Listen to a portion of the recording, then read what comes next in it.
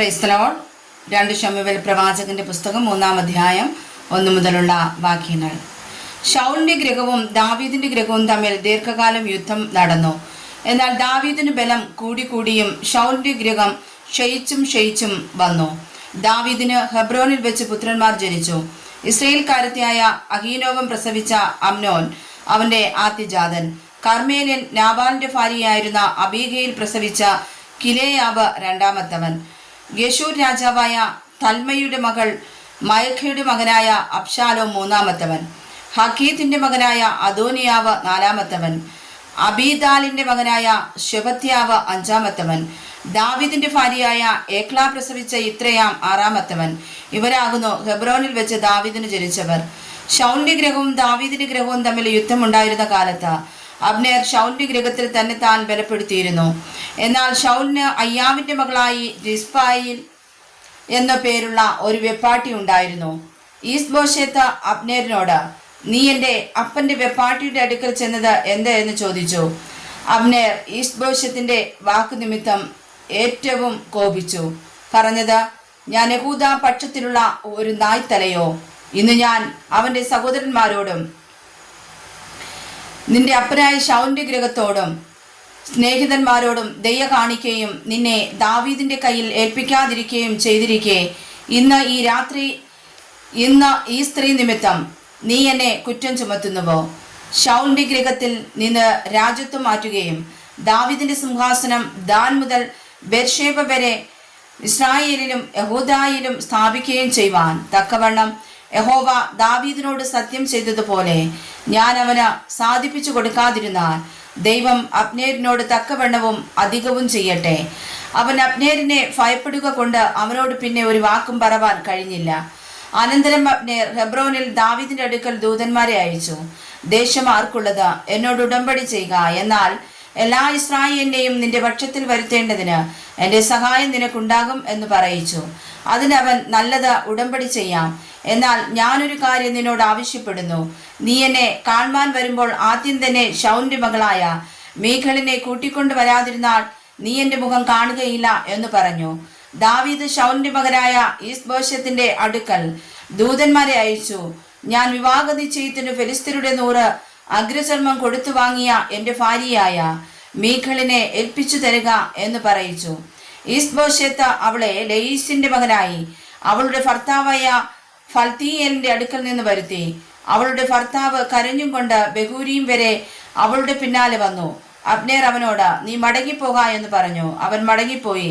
എന്നാൽ അബ്നേർ ഇസ്രായേൽ മൂപ്പന്മാരോട് സംസാരിച്ചു. ദാവീദിനെ രാജാവായി കിട്ടുവാൻ കുറെ കാലമായല്ലോ നിങ്ങൾ അന്വേഷിക്കുന്നത്. ഇപ്പോൾ അങ്ങനെ ചെയ്യുവിൻ. ഞാൻ എൻ്റെ ദാസനായ ദാവീദിന്റെ കൈകൊണ്ട് എൻ്റെ ജനമായ ഇസ്രായേലിനെ ഫെലിസ്ത്യർ മുതലായ സകല ശത്രുക്കളുടെ കയ്യിൽ നിന്നും രക്ഷിക്കുമെന്ന് യഹോവ ദാവീദിനെ കുറിച്ച് അരുളി ചെയ്തിരിക്കുന്നുവല്ലോ എന്ന് പറഞ്ഞു. അങ്ങനെ തന്നെ അബ്നേർ ബെന്യാമീനരോടും പറഞ്ഞു. പിന്നെ അബ്നേർ ഇസ്രായേലിനും ബെന്യാമീൻ ഗൃഹത്തിനൊക്കെയും സമ്മതമായതെല്ലാം ദാവീദിനോട് അറിയിക്കേണ്ടതിന് ഹെബ്രോനിൽ പോയി. ഇങ്ങനെ അബ്നേരും അവനോടുകൂടെ 20 പുരുഷന്മാരും ഹെബ്രോനിൽ ദാവീദിന്റെ അടുക്കൽ ചെന്നു. ദാവീദ് അബ്നേരിനും കൂടെയുള്ളവർക്കും വേണ്ടി ഒരു വിരുന്ന് കഴിച്ചു. അബ്നേർ ദാവീദിനോട്, ഞാൻ ചെന്ന് ഇസ്രായേലിലൊക്കെയും യജമാനായ രാജാവിനോട് ഉടമ്പടി ചെയ്യേണ്ടതിന് അവരെ നിന്റെ അടുക്കൽ കൂട്ടിവരുത്തും. അപ്പോൾ നീ ആഗ്രഹിക്കുന്നത് പോലെ എല്ലാവർക്കും രാജാവായിരിക്കാം എന്ന് പറഞ്ഞു.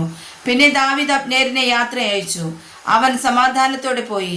അപ്പോൾ ദാവീദിന്റെ സേവകരും യോബാബും ഒരു കവർച്ചപ്പട കഴിഞ്ഞ് വളരെ കൊള്ളയുമായി മടങ്ങി വന്നു. എന്നാൽ ദാവീദ് അബ്നേരിനെ യാത്ര അയക്കുകയും അവൻ സമാധാനത്തോടെ പോവുകയും ചെയ്തിരുന്നതിനാൽ അവൻ അന്നേരം ദാവീദിന്റെ അടുക്കലില്ലായിരുന്നു. യോബാബും കൂടെയുള്ള സൈന്യമൊക്കെയും വന്നപ്പോൾ നേരിന്റെ മകനായ അബ്നേർ രാജാവിന്റെ അടുക്കൽ വന്നു. അവൻ അവനെ യാത്ര അയച്ചു. അവൻ സമാധാനത്തോടെ പോയി എന്നിങ്ങനെ യോബാബിന് അറിവ് കിട്ടി. യോബാബ് രാജാവിന്റെ അടുക്കൽ ചെന്നു, എന്താകുന്നു ഈ ചെയ്തത്? അബ്നേർ നിന്റെ അടുക്കൽ വന്നിരുന്നല്ലോ, അവനെ പറഞ്ഞയച്ചതെന്ത്? അവൻ പോയല്ലോ. നേരിന്റെ മകനായ അബ്നേരിനെ നീ അറിയുകയില്ലേ? നിന്നെ ചതിപ്പാനും നിന്റെ പോക്കും വരവും ഗ്രഹിപ്പാനും നീ ചെയ്യുന്നതൊക്കെയും അറിവാനുമല്ലോ അവൻ വന്നത് എന്ന് പറഞ്ഞു. യോബാബ് ദാവീദിന്റെ അടുക്കൽ നിന്ന് പുറത്തിറങ്ങി അബ്നേരിന്റെ പിന്നാലെ ദൂതന്മാരെ അയച്ചു. അവർ അവനെ സീരാ കിണറ്റിങ്കൽ വെച്ച് മടക്കിക്കൊണ്ട് വന്നു. ദാവീദ് അത് അറിഞ്ഞില്ല താനും.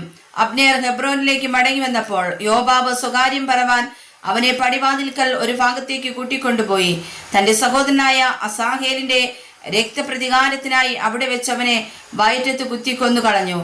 ദാവീദ് അത് കേട്ടപ്പോൾ, നേരിന്റെ മകനായ അബ്നേരിന്റെ രക്തം സംബന്ധിച്ച് എനിക്കും നിന്റെ രാജ്യത്വത്തിനും യഹോവയുടെ മുമ്പാകെ ഒരിക്കലും കുറ്റമില്ല. അത് യോബാബിന്റെ തലമേലും അവന്റെ പിതൃഭവനത്തിലൊക്കെയും ഇരിക്കട്ടെ.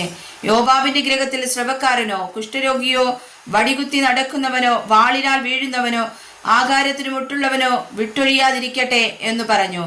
അബ്നേർ ഗിബെയോനിലെ യുദ്ധത്തിൽ തങ്ങളുടെ അനുജനായ അസാഹേലിനെ കൊന്നത് നിമിത്തം യോബാബും അവന്റെ സഹോദരനായ അബീശായിയും ഇങ്ങനെ അവനെ കൊന്നുകളഞ്ഞു. ദാവീദ് യോബാബിനോടും അവനോട് കൂടിയുള്ള സകല ജനത്തോടും, നിങ്ങളുടെ വസ്ത്രം കീറി ചാക്കുശീല ഉടുത്ത അബ്നേരിന്റെ മുമ്പിൽ നടന്ന് വിലപിപ്പിൻ എന്ന് പറഞ്ഞു. ദാവീദ് രാജാവ് ശവമഞ്ചത്തിന്റെ പിന്നാലെ നടന്നു. അവർ അബ്നേരിനെ ഹെബ്രോനിൽ അടക്കം ചെയ്തപ്പോൾ രാജാവ് അബ്നേരിന്റെ ശവക്കുഴിക്കൽ ഉറക്കെ കരഞ്ഞു. സകല ജനവും കരഞ്ഞു. രാജാവ് അബ്നേരിനെ കുറിച്ച് വിലാപഗീതം ചൊല്ലിയതെന്തെന്നാൽ, അബ്നേർ ഒരു നീചനെ പോലെയോ മരിക്കേണ്ടത്.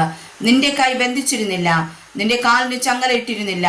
നീതികെട്ടവരുടെ മുമ്പിൽ പട്ടുപോകും പോലെ നീ പട്ടുപോയല്ലോ. സകല ജനവും അവനെക്കുറിച്ച് കരഞ്ഞുകൊണ്ടിരുന്നു. നേരം വൈകും മുമ്പേ ജനമെല്ലാം ദാവീദിനെ ഭക്ഷണം കഴിപ്പിക്കേണ്ടതിന് വന്നപ്പോൾ, സൂര്യൻ അസ്തമിക്കും മുമ്പേ ഞാൻ അപ്പമെങ്കിലും മറ്റു യാതൊന്നെങ്കിലും ആസ്വദിച്ചാൽ ദൈവം എന്നോട് തക്കവണ്ണവും അധികവും ചെയ്യട്ടെ എന്ന് ദാവീദ് സത്യം ചെയ്തു പറഞ്ഞു. ഇത് ജനമെല്ലാം അറിഞ്ഞപ്പോൾ രാജാവ് ചെയ്തതൊക്കെയും സർവ്വജനത്തിനും ബോധിച്ചിരുന്നത് പോലെ ഇതും അവർക്ക് ബോധിച്ചു. നേരിന്റെ പുത്രനായ അബ്നേരിനെ കൊന്നത് രാജാവിന്റെ അറിവോടെയല്ല എന്ന് സകല ജനത്തിനും ഇസ്രായേലിനൊക്കെയും അന്ന് ബോധ്യം ആയി. രാജാവ് തന്റെ ഭൃത്യന്മാരോട്, ഇന്ന് ഇസ്രായേലിൽ ഒരു പ്രഭുവും മഹാനുമായവൻ പട്ടുപോയി എന്ന് നിങ്ങൾ അറിയുന്നില്ലയോ? ഞാൻ അഭിഷേകം പ്രാപിച്ചവനെങ്കിലും ഇന്ന് ബലഹീനനാകുന്നു. സെരൂയയുടെ പുത്രന്മാരായ ഈ പുരുഷന്മാർ എനിക്ക് ഒതുങ്ങാത്ത കഠിനന്മാരത്രേ. ദുഷ്ടത പ്രവർത്തിച്ചവന് അവന്റെ ദുഷ്ടതയ്ക്ക് തക്കവണ്ണം യഹോവ പകരം കൊടുക്കട്ടെ എന്ന് പറഞ്ഞു. വായിച്ചതായ തിരുവചനങ്ങളാൽ പരിശുദ്ധ കർത്താവ് ശ്രേഷ്ഠകരമായി നമ്മെ ഓരോരുത്തരെയും അനുഗ്രഹിക്കുമാറാകട്ടെ. ആമേൻ.